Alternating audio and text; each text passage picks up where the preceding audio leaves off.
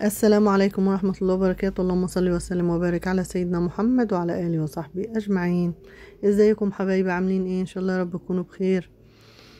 انا معاكم ايمان المهدي.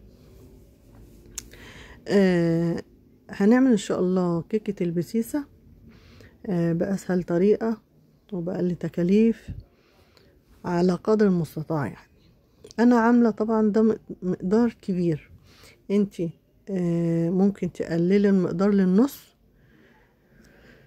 وتعمليها على حسب ايه عدد اسرتك. ماشي. شفتوا الكيكة حلوة وهشة ازاي؟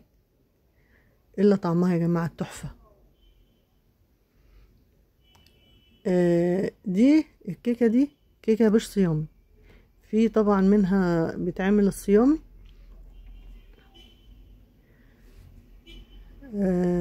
ما بيتحطش طبعا فيها لا بيض ولا سمنة. طبعا الكيكة دي جميلة في الشتاء وغير الشتاء يعني. كيكة البسيسة دي انتي لو حشتي كوبايتين دقيق الذرة وحطيتي كوبايتين دقيق عادي، دي بقت كيكة بس. وهنقول المقادير اهو، انا كاتبالك كمان المقادير في الفيديو.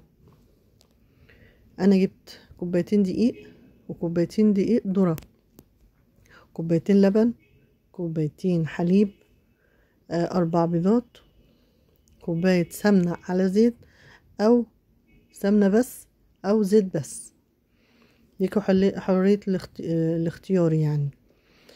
على حسب امكانياتك، على حسب امكانياتك اعملي. ما عندكيش حليب حطي برتقان.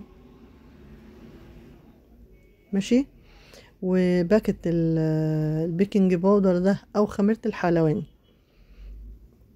خميرة الحلويات. هنبدأ بقى ايه بالطريقة. هنحط الاول السكر واللبن او الحليب ونضربهم كويس لحد السكر ما يدوب.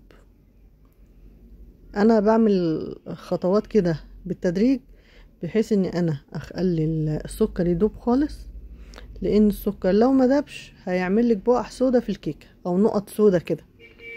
ماشي. انا مش عايزه كده، انا بحب الكيكه تبقى حلوه ورايقه كده. بعد ما ضربنا السكر والحليب هنحط السمنه او الزيت ونضربهم كويس برضو.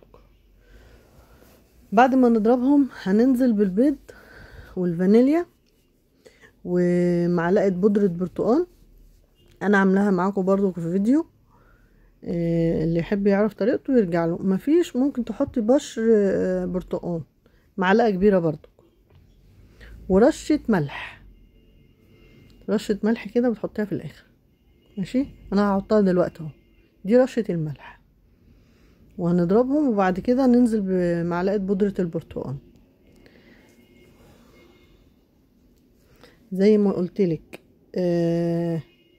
زي ما بقولك كل فيديو امشي بامكانياتك انتي، ما تمشيش بامكانيات حد، لان مش كل واحد امكانياته زي التاني. حلو حلو ان شاء الله. انا ضربته كده طبعا كله في شفشق الخلاط. هنجيب بقى الدقيق ده عليه ايه؟ عليه دقيق ذرة والدقيق العادي والبيكنج باودر. انا بعد لكم في المقادير عشان ايه تحفظوها. بالشكل ده نزلت بمعلقه بودره البرتقال اهو، ونضربه شويه. يعني هو الشفشق خلاص يعني كان على اخره على الاخر.